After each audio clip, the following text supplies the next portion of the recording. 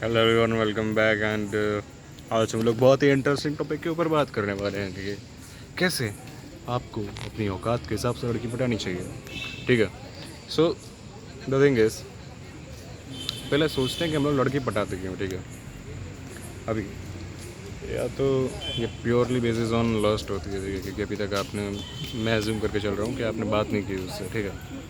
पहली कंडीशन तो ये हुई कि आपने बात नहीं की, और दूसरी कंडीशन ये कि आप बात करते हो रेगुलरली एंड देन आपको कुछ करना है उसके साथ। तो फर्स्ट कंडीशन में देखा जाए या प्योरली बेस्ड ऑन लस्ट कि भाई वो बहुत ही अच्छी दिखती है and that's why I वांना get her. या फिर दूसरा रीज़न कि वो आउट ऑफ लीक है, अगर मैंने इसको पटा लिया तो मुझे मेरे फ्रेंड से बहुत सारी रिस्पेक्ट मिलेगी कि हाँ भाई ने कर डाला, करके आया भाई। ठीक है। एंड थर्ड थिंग इज़ कि भाई आप मतलब आपको थोड़ा क्या है कि थोड़ा मेरी तरह है कि भाई लड़की खर्चा करेगी आपके ऊपर, जानता हूँ मैं। अभी इन तीन पॉसिबिलिटीज़ के बारे में बात करते हैं। ठीक है। अभी इन तीन पॉसिबिलिटीज़ में से अगर आपकी कोई एक है तो सोचो, और दूसरी अगर रेगुलरली फ्रिक्वेंटली बात होती भी आपकी, ठीक है, और फिर भी आपके लिए रूल ये सेम लागू पड़ता है। मान लिया कि भाई आपको उसकी पर्सनालिटी अच्छी लगती है, उसके साथ रहना अच्छा लगता है, उसके साथ टाइम स्पेंड करना अच्छा लगता है, लेकिन काउंट तो आप इसी कैटेगरी में होगी, ठीक है, जिसमें मैं अभी आपको बताऊंगा इश्यूज़। ठीक है। मान लो कि आपने उस पर्टिकुलर गर्ल को कैसे भी करके पटा लिया, मैंने आपको एक जीनी दिया, जिन्नी से आपने विश मांगी कि आई वॉन्ट दैट गर्ल। ठीक है। एंड फिर क्या हुआ कि वो जिनी ने कहा जैसा हुक्म मेरे आया का, and she fall for you. So message आता है that XYZ I love you. ठीक है। अभी क्या, अभी आ क्या करोगे, आ गया बोल, डेट पर ले जाओगे उसको। पर डेट का खर्चा तो आता है 4-5 हज़ार उसके साथ।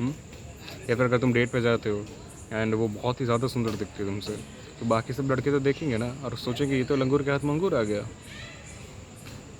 तब तो और बेइज्जती होगी। तो जो तुम्हारा ये सोशल स्टेटस था वो तो चला गया। अभी 5-6 हज़ार का हर डेट का खर्चा है। ठीक है। अभी तुम स्टार्टिंग में चलो मान लो महीने में 1-2 बार डेट करते हो, फिर तो तुम्हें फ्रिक्वेंटली डेट करना पड़ेगा, टाइम स्पेंड करना पड़ेगा, हर छोटी छोटी चीज़ों में इन्वॉल्व होगी वो फिर, और तुम्हें कपड़े भी लेने पड़ेंगे उसके लिए, कभी कभी डेट गिफ्ट भी देने पड़ेगा, उसका बर्थडे आएगा, वैलेंटाइन डे आएगा, या फिर कुछ भी आएगा, तुम्हें कुछ ना कुछ तो करना ही पड़ेगा ना उसके लिए। ठीक है। तब क्या करोगे तुम? तब भी पॉकेट में हाथ डालोगे और सोचोगे कि यार बस एक बार, बस एक बार, ऐसा करोगे क्या? और मान लो कि तुमने कर भी दिया, ठीक है, और धीमे धीमे धीमे धीमे धीमे धीमे वो बात शादी तक पहुँच गई, या फिर वो लड़की बहुत अंडरस्टैंडिंग है, ठीक है, मान लिया उसकी कोई एक्सपेक्टेशन नहीं, उसने पूरी दुनिया पहले से देख रखी है, बात शादी तक पहुँच गई।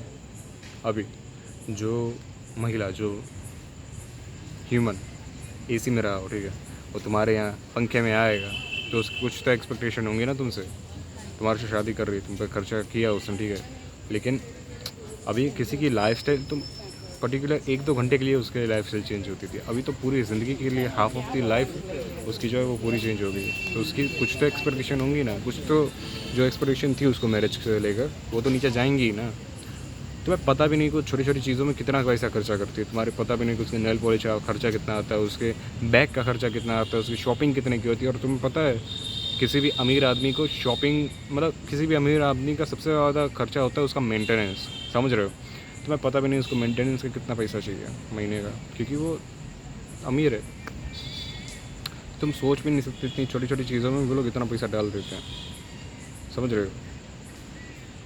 सोच कर देखो, जब ऐसे ही महिला तुम्हारे घर पर आएंगी, मान लिया कि वो बहुत अच्छी हैं, बहुत ही ज़्यादा अच्छी हैं, ठीक है, लेकिन तुम्हारे पेरेंट्स के साथ उनकी मेंटलिटी मैच होगी इस ज़माने में, जहाँ सेम बैकग्राउंड, फैमिली बैकग्राउंड से आने के बाद भी औरतों की मेंटालिटी मैच नहीं होती, और वही घर टूटने का रीज़न बनता है। ऐसे में क्या जो तुम्हारी होने वाली महिला मित्र हैं वो संभाल लेंगे तुम्हारे पेरेंट्स को, वो संभाल लेंगे तुम्हारे घर को, या फिर तुम्हें?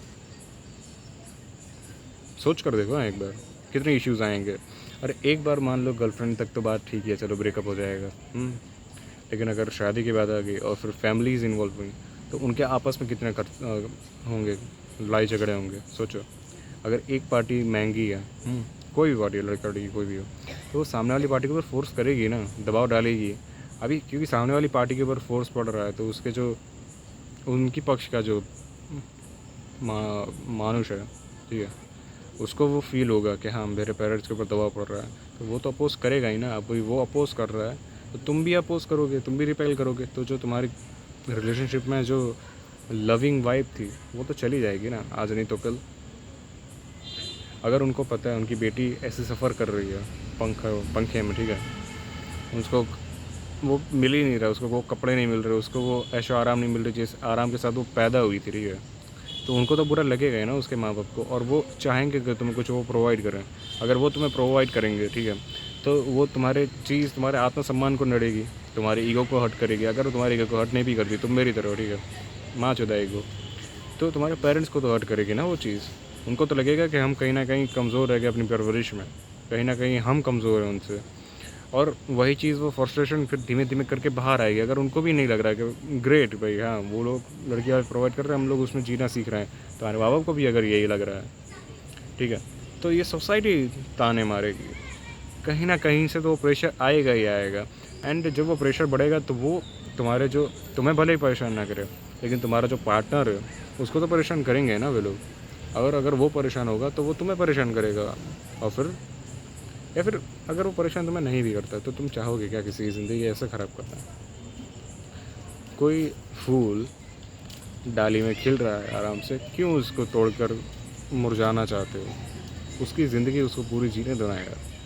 तुम अपनी औकात के लड़की से प्यार करो जिनका फैमिली बैकग्राउंड तुम्हारी तरह हो रिलेटिवली, कि भाई हाँ अगर तुम्हारे पास पंखा है उसके भी पास पंखा है, अगर तुम सरकारी कॉलेज में जाते हो वो भी सरकारी कॉलेज में जाती है।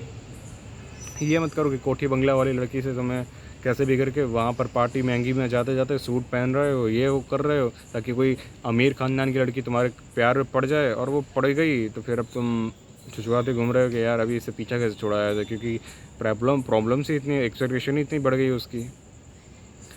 लोग ज़्यादा इमोशनली नीडी होते हैं ना, इमोशनली रिच होते हैं, उनसे तक तो हैंडल कर नहीं पाते लोग, एवरेज लोग। तुम तो फाइनेंशियली उसको इतना ऊपर देख रहे हो अपने से, ठीक है, तो कैसे चलेगा? अगर किसी को इमोशनल नीड होती है,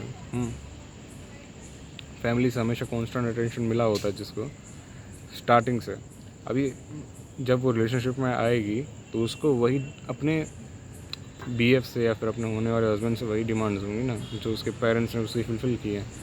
बट अगर फिर उसको वो डिमांड्स फुलफ़िल नहीं होती तो फिर क्या होगा? केओस होगा तुम्हारी पूरी रिलेशनशिप में। अभी तुम्हारे लाइफ के एक एस्पेक्ट में केओस चल रहा है, तो बाकी के एस्पेक्ट भी सफ़र करेगा ना। तुम्हारा जो गोल था, तुम्हारा जो पर्पस है, वो तो सब सफ़र करेगा ना। तुम्हारे पेरेंट्स की ये सब सफ़र करेगा ना, तुम्हारी मेंटल हेल्थ सफ़र करेगी ना। वहीं अगर सेम चीज़ फाइनेंशियली देखी जाए तो किसी बंदे की लाइफस्टाइल ही तुमने 3-4 कदम नीचे ला दी है, ठीक है, तो वो तो सफ़र करेगा ही ना। अगर वो सफ़र कर रहा है तो वो फ्रस्ट्रेट आज नहीं तो कल होगा ही ना। कोई एक दिन के लिए सहन कर सकता है, ठीक है, 2 दिन के लिए सहन कर सकता है, 3 दिन के लिए सहन कर सकता है, 6 महीने सहन कर सकता है, लेकिन जब उससे ज़्यादा खींचता है तो कहीं ना कहीं तो उसका सब्र का बाण टूटेगा ना कहीं तो उसका गुस्सा निकलेगा ना। और वो जब गुस्सा निकलेगा तो क्या होगा? ज्वालामुखी फूटेगा तुम्हारी ज़िंदगी में, ठीक है। सो औकात में रहकर लड़की पटाओ, ठीक है, औकात में रहकर लड़की पटाओ। और मैं कुछ नहीं कहना चाहता, अच्छी से रिलेशनशिप में जाओ, अच्छे से उसको मेंटेन करो। अगर तुम उससे लड़की से थोड़ा सा रिच हो चलता है, ठीक है, लड़का अगर थोड़ा सा रिच हो चलता है कि भाई उसको थोड़ा सा प्रोवाइड कर सकता है लड़का। देखो ये सब बातें मूवीज़ में ही अच्छी लगती हैं कि भाई यहाँ ये सब मैटर नहीं करता ये वो, और तुमने कोई अमीर ख़ानदान की बहुत ही बेशुमार दौलत है वैसी लड़की से शादी कर ली गरीब लड़के ने, एंड उसकी ज़िंदगी सेट होगी, उसको कोई कुछ करने का कुछ ज़रूरत ही नहीं है। लेकिन तुम एक बार सोच कर देखो, क्या ऐसा रियलिटी में कभी देखा है तुमने?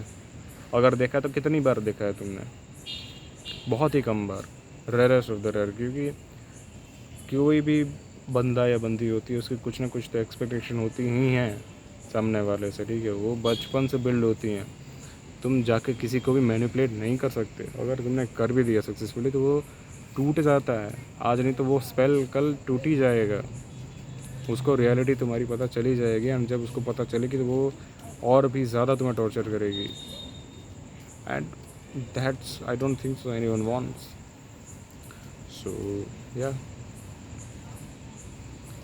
अच्छे से डेट करो, ठीक है, अपने लेवल की लड़की से डेट करो, जो ना ही बहुत ही अच्छी दिखती हो और ना ही बहुत ही बुरी दिखती हो, तुम्हारे जैसे लेवल की हो। अगर बहुत ज़्यादा अच्छी दिखती है तो उसकी भी डिमांड ज़्यादा होती हैं। अगर बहुत ही पैसे वाली होगी तुमसे तो फिर उसकी भी डिमांड ज़्यादा होंगी। अगर बहुत ही इमोशनली वैसी होगी तो उसकी भी डिमांड ज़्यादा होंगी। तो एक बैलेंस पार्टनर ढूंढने की ट्राई करो जो तुम्हारे साथ कंपेटेबल हो, एंड दैट इज़ इट। तुम जीवन का हर एक एस्पेक्ट का सुख भोग सकोगे। That is it for the rest of your life. तुम उससे शादी भी कर सकते हो। सोच कर देखो, तुम्हारे पास कितनी कहानियाँ होंगी कि हाँ देखो मैंने तुम्हारी माँ से खुद शादी की थी जब यहाँ पर सब लोग अरेंज मैरिजेस कर रहे थे इस इंडिया में, जहाँ पर सबको जब इनकी औकात नहीं थी पढ़ाने की, तब मैंने एक लड़की से अपनी मर्ज़ी से शादी की। मैं ढूंढा अपने पार्टनर को। तुम प्राउड फील करोगे तब अपने आप पे, तुम्हारी ज़िंदगी सवर जाएगी, स्वर्ग बन जाएगी। So balance it out and that is it. Thanks for watching this video. Comment down your questions and please like and subscribe to my channel, क्योंकि उसकी मुझे सख्त ज़रूरत है। मिलते हैं कल।